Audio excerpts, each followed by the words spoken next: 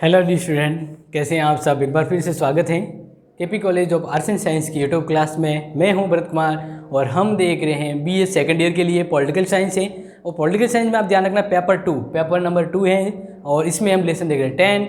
Title है call marks और call marks का ये सेकंड पार्ट होने वाला है। और इसमें हम इनके बहुत प्रमुख जो सिद्धांत हैं उस सिद्धांत के बारे में पढ़ेंगे। और पहला है भौतिक, या हम यहाँ पे इसको सीधा से कहें कि द्वंद्वात्मक भौतिकवाद। अब ये है क्या, क्योंकि कॉल मार्क्स का ये प्रसिद्ध सिद्धांत है और ये सिद्धांत इनको फेमस करता है।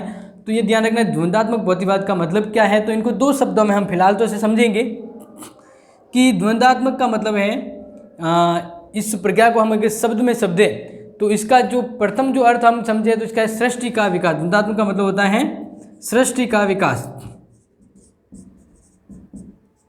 द्वंद्वात्मक को एक रूप में हम समझेंगे कि द्वंद्वात्मक यानी ये एक सृष्टि के विकास की प्रक्रिया का एक शब्द है, यानी सृष्टि का विकास करना है तो इसके लिए एक शब्द ले लिया द्वंद्वात्मक। ठीक है। दूसरा, सृष्टि के मूल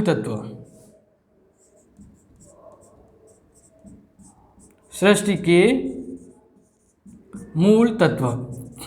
क्योंकि भौतिक सुख सुविधा तो पता है ना, भौतिक सुख सुविधा जैसे हम रह रहे तो अपने लिए खाना पीना रहना के लिए क्या क्या सुविधा होती है, क्या क्या संसाधन वगैरह होते हैं, ये भौतिक संसाधन होते हैं।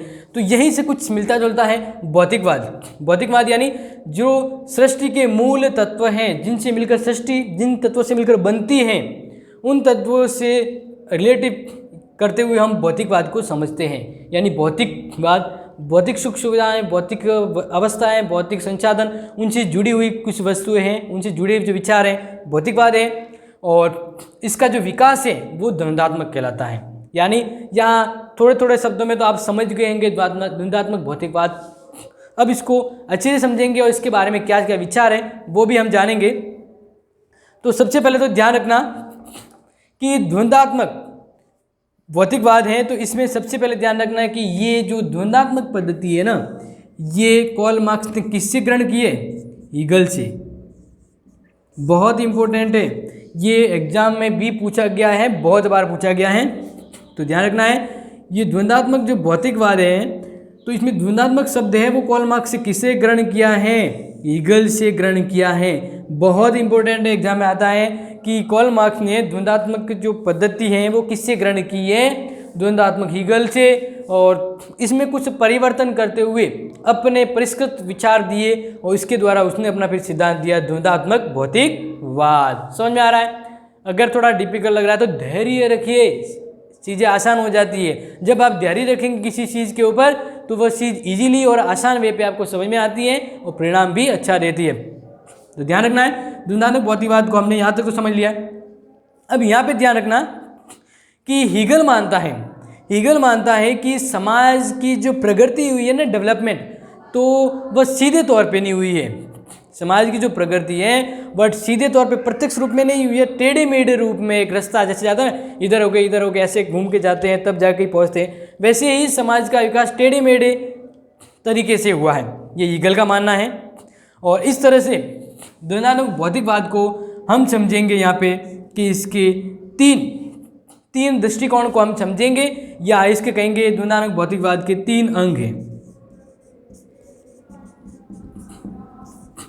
खुद कॉल मार्क्स ने भी इसके बारे में बताया है कि ये जो समाज का जो विकास है वो टेढ़े मेढ़े तरीके से हुआ है और इसके विकास के 3 अंग हैं। अभी 3 अंग कौन से वो भी मैं बताऊंगा, लेकिन इसमें ध्यान रखना ये जो 3 अंग हैं इसी के आधार पे कॉल मार्क्स ने द्वंद्वात्मक पद्धति का आधार हीगल का यही दर्शन कहलाता है। मतलब कहने का मतलब इनके इन्हीं तत्वों से उन्होंने अपना जो विकास है वो आगे बढ़ाया। ठीक है ना। तो इनका ये मिला जुला विचार है। इसमें कहा कि 3 अंग होते हैं। पहला है वाद, ठीक है, फिर प्रतिवाद और फिर संवाद, या इसको संवाद भी कह सकते हैं। तो ये आपको समझना है, इसको मैं थोड़ा अच्छे से समझाऊंगा और आपको धैर्य से सुनना है। तो ये यहाँ पे बात है कि प्रकृति यानी इस समाज का विकास टेढ़े मेढ़े रूप में हुआ है और इसके 3 अंग हैं, वाद, प्रतिवाद और संवाद। सबसे पहले समाज में वाद होता है। वाद का मतलब कोई चीज़ की शुरुआत होती है, ठीक है।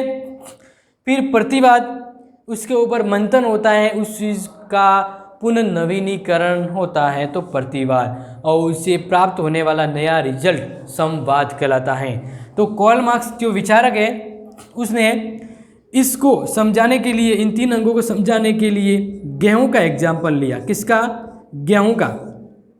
तो ध्यान रखना, गेहूं का जो बीज होता है, गेहूं का जो बीज यानी जो दाना होता है, ठीक है ना। गेहूं का बीज तो हो गया, दाना मतलब बाद है वो बीज हो गया। अब उसको जब बोते हैं, क्या करेंगे? बोते हैं।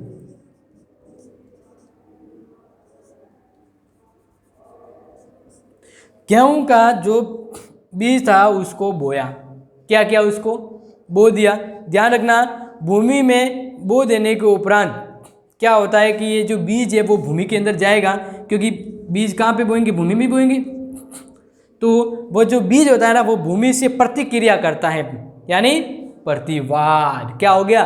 प्रतिवाद। यानी कोई शुरुआत होती है विचार की, तो वो मंथन न पड़ जाए, उसके लिए गतिरोध भी उत्पन्न होते हैं। तो जो गेहूं का जो बीज था वो जब बोया गया तो भूमि में प्रतिवाद शुरू हुआ, और उसके तहत वह बीज है सड़कर या धीरे धीरे गलकर समाप्त हो गया, और वहीं से एक नया बीज है वो अंकुरित हुआ। समझ में आ रहा है? तो ये जो प्रक्रिया यानी भूमि की प्रक्रिया आरंभ हो जाती है, और जो बीज है वो गलकर नष्ट होकर अंकुरित होता है और पौधा बनता है। क्या बनता है? पौधा। तो पौधा विकास की दूसरी प्रक्रिया है। तो बोने के बाद वो जो बीज है वो फूटकर एक पौधे के रूप में जब बनता है, तो ये दूसरी प्रक्रिया, यानी फिर इसमें होने के बाद दूसरी प्रक्रिया में बोया जाता है। बोने के बाद जो पौधा बनता है, छोटा सा पौधा, गेहूँ बीज गल जाता है, फिर भूमि से पौधा निकलता है, यानी वो भूमि से प्रतिक्रिया की उसने वो पौधा बाहर आया। तो ये जो पौधा जो बाहर आया, यानी ये विकास हुआ, उसका प्रतिवाद के स्वरूप विकास हुआ। ये इसका सेकंड चरण हो गया। यानी समझना है कि वाद, प्रतिवाद, संवाद को कैसे समझाया जाए। तो वाद बीज हो गया, प्रतिवाद एक पौधा हो गया, संवाद के रूप में ध्यान रखना उस पौधे का विकास होता है। तो विकास होगा तो ध्यान रखिए, तीसरी कड़ी में जब विकास होता है तो पौधे पर क्या आती है? बाली मीन्स, ध्यान रखना, गेहूं के पौधे की जो फली होती है ना, उसको बाली कहा जाता है। शुरुआत में वो बाली निकलती है, और पकने पर फिर वो बाली धीरे धीरे समय पर पकती है, और पकने पर दाने का विकास होता है। पौधा बाली है वो पकती है, पकने पर दाना बनता है, और दाना बनने के बाद वो पौधा है वो धीरे धीरे नष्ट हो जाता है। इस तरह से ये गतिविधि कहलाती है वाद, प्रतिवाद और संवाद। तो ये वाली चीज़ें आप समझ गए। देखो, चीज़ें अगर डिफ़िकल्ट है तो मैंने पहले ही कहा है कि थोड़ा सा आपको धैर्य रखना होगा। तो यहाँ पे कह रहे हैं कि ध्वन्यात्मक भौतिकवाद का मतलब क्या है, तो कैसे समझेंगे? इन 3 शब्द के द्वारा, वाद, प्रतिवाद और संवाद। यानी जैसे एक वाद के रूप में हम गेहूं का दाना लें, प्रतिवाद के रूप में जब वो बोया जाता है तो पौधा बनता है, ठीक है ना, प्रतिक्रिया करके भूमि से। और तीसरी कंडीशन में वही पौधा है वह उससे बाली यानी एक फल निकलता है, और वो एक गेहूं का बीज बनता है और पौधा नष्ट हो जाता है। तो यहाँ पर जैसे गेहूं का उस बीज से जो प्रक्रिया होकर ये जो प्रोसेस चला, ठीक है ना, ये वाद, प्रतिवाद और संवाद कहलाता है। तो इसी तरह से हम समाज के रूप में देखेंगे तो ध्वन्यात्मक भौतिकवाद की प्रक्रिया आती है। समझ में आ रहा है? क्योंकि कोई भी नया विचार है या कोई भी चीज़ें जब अप्लाई होती हैं तो शुरुआत में अप्लाई होती है, फिर बीच में उसमें उन विचारों में या उस प्रक्रिया में या उस संसाधन में या उस विकास में गतिरोध उत्पन्न होता है। गतिरोध के स्वरूप वह पदार्थ समाप्त होकर एक नई विचारधारा, नया डेवलपमेंट, नया संसाधन बनता है। मतलब मैंने बहुत अच्छे से समझाने का प्रयास किया है और आप ये समझ चुके होंगे। आगे इसको समझते हैं। आर्थिक जीवन की विभिन्न अवस्थाओं के संदर्भ में इस ध्वन्यात्मक प्रक्रिया को इस प्रकार हम समझ सकते हैं। मान लीजिए अपने जीवन के तौर पे इसको समझना है, तो इसको आप समझिए, यानी अपने एग्जाम, ये तो एक एग्जाम्पल दिया था मैंने, ठीक है। अब समझना है कि एक्चुअल में द्वंद्वात्मक भौतिकवाद के अंदर वाद क्या है, किसको हम समझे। तो आपको ध्यान रखना, पूंजीवाद, क्या? पूंजीवाद, संपत्ति की अवस्था, पूंजीवाद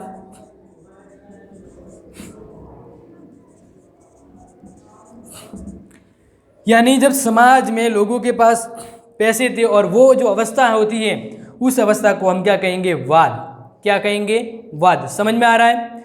और इस वाद की वजह से, उस वाद की वजह से लोगों की व्यक्तिगत संपत्ति की समस्या खड़ी हो जाती है। व्यक्तिगत, तो संपत्ति की वजह से वो समाज में जब आई तो समाज से प्रतिक्रिया हुई और व्यक्तिगत संपत्ति को लेकर प्रतिवाद हुआ। क्या हुआ? प्रतिवाद। तो समाज में फिर प्रतिवाद के थ्रू संपत्ति की वजह से दो वर्ग बने, ठीक है ना, सर्वहारा और पूंजीपति। तो प्रतिवाद के स्वरूप प्रतिरोध हुआ व्यक्तिगत संपत्ति की वजह से, तो दो वर्ग बने, सर्वहारा और पूंजीपति। सर्वहारा और पूंजीपति, ठीक है। फिर इनमें जब गतिरोध हुआ, इनमें ये विचार मंथन हुआ, तो दोनों में से एक तो चकनाचूर होना ही है, क्योंकि गेहूं का बीज गल के नया बना है। तो जब व्यक्तिगत संपत्ति से दोनों में प्रतिवाद होगा, तब असंगति या दोष, यानी इनके दोष का प्रभाव समाज पे पड़ेगा। तो फिर समाज में संघर्ष शुरू होता है व्यक्तिगत संपत्ति को लेकर, और इस समाज में सामाजिक अवस्था कहलाएगी। तो इसके फलस्वरूप क्या होता है कि प्रतिवाद समाज की विकास की वह अवस्था है जिसमें सर्वहारा वर्ग, अधिनायक वर्ग तंत्र बनता है, अवस्था कहा जाता है। इन दोनों अवस्थाओं में ध्यान रखना, संवाद की अवस्था आती है जिसे संवाद अवस्था कहा जाता है, या साम्यवाद, और संपत्ति की सार्वजनिक अवस्था होती है। इस तरह से फिर होता है साम्यवाद अवस्था आती है। क्या अवस्था आती है? साम्यवाद, यानी ये कंडीशन होने से फिर साम्यवाद अवस्था आती है, और साम्यवाद में कहेंगे संवाद स्वरूप अवस्था, यानी इसमें व्यक्तिगत संपत्ति के स्थान पर सार्वजनिक संपत्ति हो जाएगी।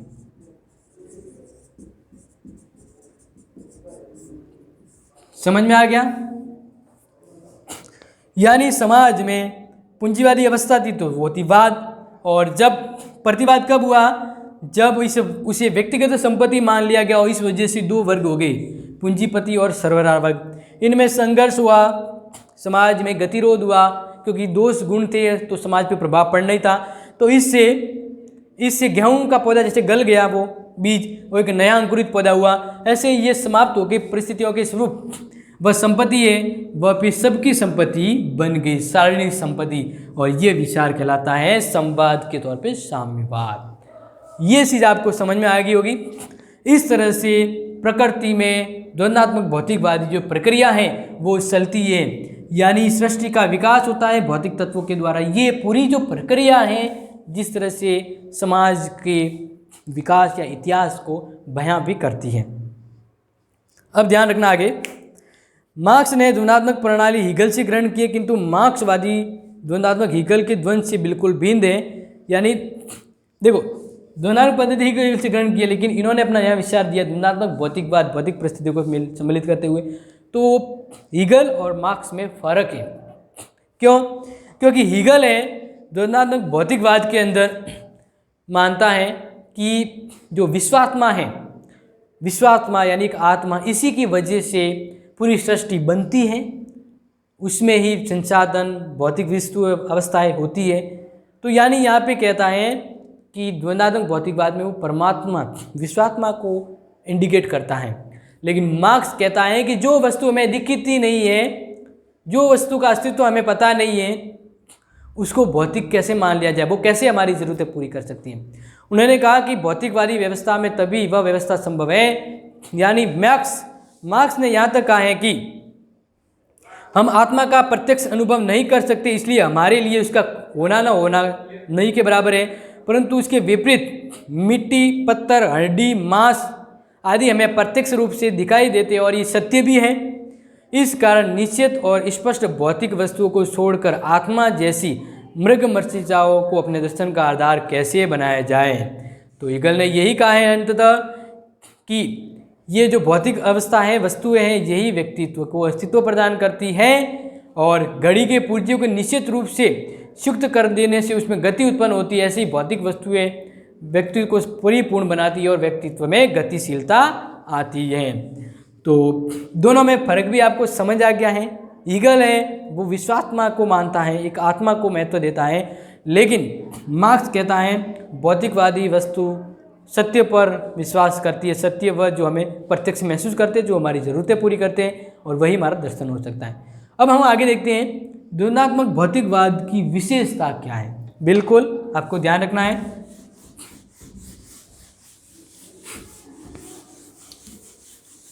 क्योंकि एग्जाम में आप तभी बहुत अच्छे से लिख पाते हो जब आपके टॉपिक क्लियर हो।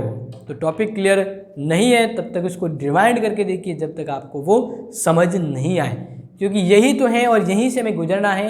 तो शॉर्टकट मत लीजिए। समझ में आ रहा है ना?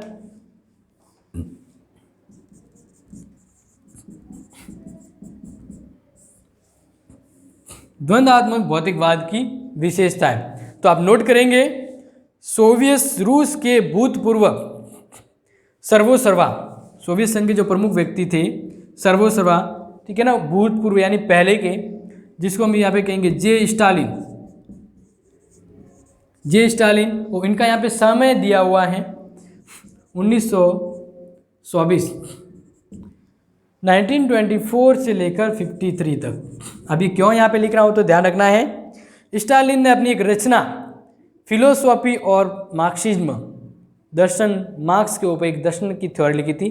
द्वंद्वात्मक भौतिकवाद के ऊपर विस्तार से विवेचना की, फिलोसॉफी ऑफ मार्क्सिज्म, मार्क्स के ऊपर उनकी द्वंद्वात्मक भौतिकवाद को बड़े विस्तार से और अच्छे से उसके ऊपर विवेचना करते हुए उसकी विशेषताओं को यहाँ पे समझाया। तो हम यहाँ पे देखेंगे कि स्टालिन के अकॉर्डिंग क्या विशेषता है द्वंद्वात्मक भौतिकवाद की। तो पहला, द्वंद्ववाद के अनुसार विश्व स्वतंत्र और असंबद्ध वस्तुओं का ढेर नहीं, मतलब विश्व में जितने भी वस्तुएं मौजूद हैं उन सभी का कहीं ना कहीं किसी न किसी से संबंध है, सभी आपस में मिलकर एक परिपूर्ण व्यवस्था की ओर बढ़ती हैं। तो समाज में कोई वस्तु यूं ही नहीं है, उसका कोई न कोई संबंध होता है। यह बात द्वंद्वात्मक भौतिकवाद के ऊपर लागू होती है, क्योंकि सृष्टि का विकास तभी होगा जब उसमें सृष्टि के विकास के लिए वस्तुएं मौजूद हो, तो ये बिलोंग करती हैं।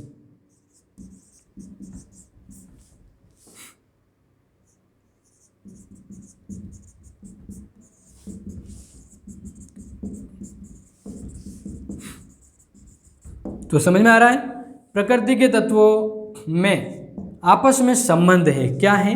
संबंध है, जो पहला पॉइंट ये कहता है। दूसरा, द्वंद्वात्मक के अनुसार प्रकृति अस्थिर, गतिशील और परिवर्तनशील है। सही है, परिवर्तन ही तो संसार का नियम है और ये परिवर्तन होगा तभी तो भौतिकवाद विकास की ओर बढ़ता है। परिवर्तन जरूरी है। प्रकृति के अंदर सदैव कुछ नई चीज़ें उत्पन्न होती है और विकास भी करती है, पुरानी चीज़ें नष्ट होती है। गेहूं का एग्जाम्पल दिया था। अतः हमारे द्वारा विश्व तथा प्रकृति को समझने के लिए गतिशीलता को दृष्टि में रखना जरूरी है। तो ध्यान रखेंगे। दूसरी बात, इसकी विशेषता बताई, गतिशीलता।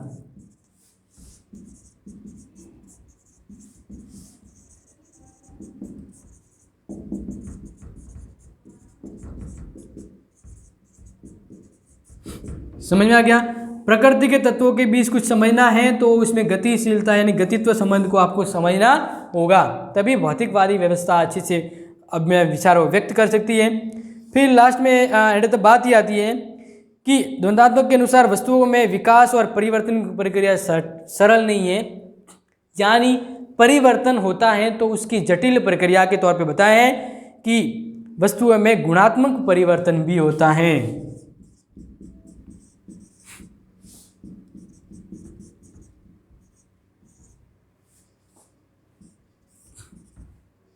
गुणात्मक परिवर्तन, वस्तुओं में गुणात्मक परिवर्तन होता है। ये गुणात्मक परिवर्तन ही परिवर्तन को आगे बढ़ाते हैं। किसी भी वस्तु की गुण क्वालिटी को भी यहाँ पे परिवर्तन के तौर पे देखा गया है।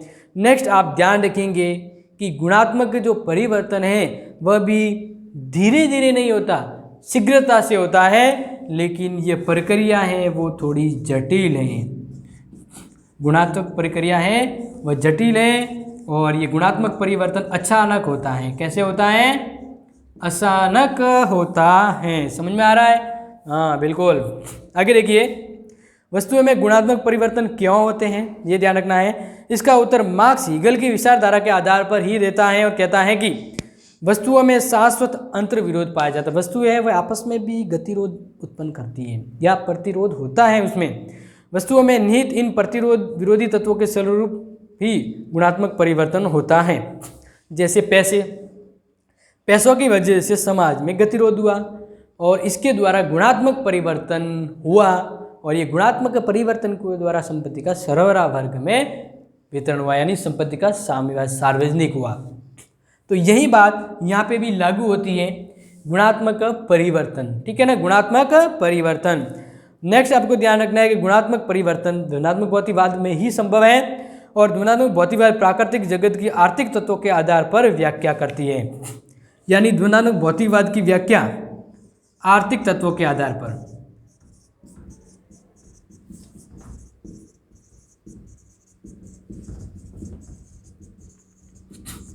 तो अब तक आपने जो भी समझा होगा, यहाँ पे पैसों की ही बात आ रही है, समाज में डेवलपमेंट की बात आती है, वस्तुओं की बात आ रही है, उसकी डेवलपमेंट की बात आ रही है, तो कहीं ना कहीं ध्वन्यात्मक भौतिकवाद किसके आसपास घूम रहा है? आर्थिक तत्वों के आसपास। तो ये जो मोटे तौर पे विशेषता है वो जे स्टालिन ने बताई है। अब प्रश्न ये आ जाए, ध्वन्यात्मक भौतिकवाद की आलोचना के कुछ पॉइंट बताना है। तो आपको नोट आ रहा है, समझ में आ रहा है, तो फटाफट नोट करते जाइए।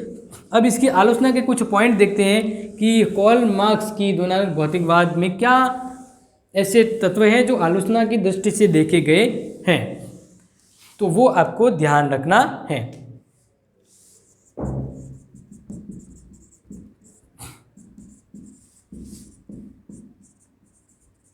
आलोचनात्मक बिंदु।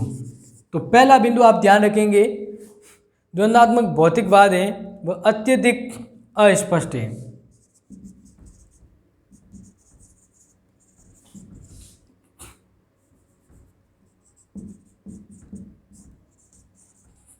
क्यों? क्योंकि कहीं पर ऐसा आभास होता है हमें, कहीं पर ऐसा आभास होता है कि अस्पष्ट और थोथी दार्शनिक मान्यता है, क्योंकि मार्क्स ने इसका पूर्ण और वास्तविक या आवश्यक विवेचन नहीं किया है। वेपर ने तो यहाँ तक लिखा है ध्वन्यात्मक की धारणा अत्यंत गूढ़ और अस्पष्ट है। यद्यपि मार्क्स और एंजल के समस्त लेखन का आधार ये है, लेकिन इन्हें कहीं पर भी स्पष्ट नहीं किया गया, यानी पूरी तरह से क्लियर नहीं है ये इतिहास की व्याख्या करने में। असंगतिपूर्ण धारणा।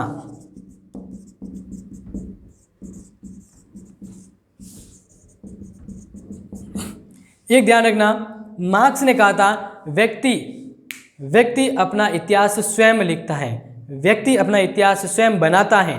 लेकिन फिर बाद में उन्होंने श्रमिकों के लिए कहा कि, या श्रमिकों के लिए व्यवस्था भी की, श्रमिकों के लिए सुधारात्मक प्रयास भी किए।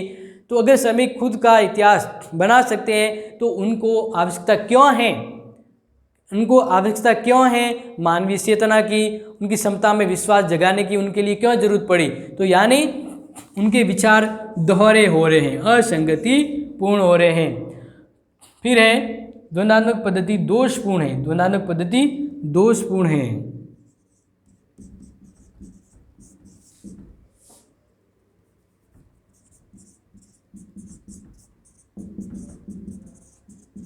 अब दोषपूर्ण कैसे है तो समझिए कि मार्क्स द्वारा अपनाई गई ध्वन्यात्मक पद्धति दोषपूर्ण है। इतिहास में एक अविरल धारणा है और जिसमें न तो कोई अंतिम अवस्था दिखाई देती है, न ही कोई क्रांति द्वारा हुए भिन्न परिवर्तनों की अवस्था है। इतिहास कभी समाप्त नहीं होता है, जो पीछे रह गया वो इतिहास बन गया, आगे चल रहा है वो प्रेजेंट है। तो इतिहास का कोई अंत नहीं होता है और मार्क्स ने विभिन्न सामाजिक अवस्थाएं बताई हैं और उसको आगे भी क्लियर करेंगे और वे किसी एक निर्दिष्ट समय पर समाप्त होती है। जैसे कहा कि भाई पहले पूंजीवादी थी, पूंजीवादी व्यवस्था समाप्त हो गई, ठीक है ना। तो सर्वरा वर्ग बन गया, सर्वरा वर्ग समाप्त होगा तो अधिनायक वर्ग। तो ये इतिहास, ये कुछ अवस्था बताएगी इस समय पर ये व्यवस्था समाप्त हो जाएगी। लेकिन ध्यान रखना, इतिहास में घटना है वो अनवरत चलती रहती है, इसकी कोई अवस्था नहीं है और वे किसी एक निर्दिष्ट समय पर अचानक नहीं हुई या नहीं आई है। एक अवस्था दूसरी अवस्था में सैकड़ों वर्षों के पश्चात परिवर्तन हुए हैं। इसलिए मार्क्स की वाद प्रतिवाद और समवाद की जो थ्योरी है वह कहीं न कहीं थोड़ी कल्पना लगती है। क्या लगती है? कल्पना। फिर मानवीय इतिहास उत्थान का जो लेख है वो संभव नहीं है। और नेक्स्ट ध्यान रखना कि मानवीय इतिहास या द्वंद्वात्मक पद्धति है वो खतरनाक है, खतरनाक सिद्ध हो सकती है। कैसे? तो द्वंद्वात्मक पद्धति खतरनाक है क्योंकि हमें इस बात को मानकर चलते कि मनुष्य बाहरी शक्तियों का अर्थात आर्थिक शक्तियों का दास है, इसमें इतिहास के क्रम को बदलने की शक्ति नहीं। यदि हम मार्क्स की विचारधारा पद्धति को स्वीकार कर ले तो मानवीय दर्शन और विचारों के में आदर्श और नए समाज की कल्पना का कोई स्थान नहीं रहेगा। वास्तव में मार्क्स ने हमें एक प्रकार के भाग्यवाद से निकालकर दूसरे प्रकार के भाग्यवाद का रास्ता बताया है। तो यहाँ पे भाग्य से ज़्यादा कर्म है। तो अगर ये पद्धति अपनाई जाए तो कुछ नया नहीं कर सकते हैं, अगर गहराई से समझें तो ये कहीं ना कहीं समाज में खतरनाक हो सकती है। ओके, तो आज का कार्ल मार्क्स का जो फेमस महत्वपूर्ण जो सिद्धांत था द्वंद्वात्मक भौतिकवाद, इसका महत्व भी है क्योंकि इसके इसी महत्व से वजह से इसको अपने यूनिट में भी शामिल किया गया है। तो हमने इसकी विशेषता, इसका यानी पूरी तरह से क्या ना परीक्षण सलील चिकित्सा कर ली है। तो आपको ये समझ आ गया होगा, फिर भी नहीं समझ में आया तो कन्फ्यूजन नहीं होना है। डाउट क्लियर करने के लिए कमेंट बॉक्स में मेंशन कर सकते हैं या कॉलेज में मिल सकते हैं। तो मिलेंगे वापस आपसे रूबरू होंगे अगली क्लास में, तब तक के लिए विदा लेते हैं। Thank you.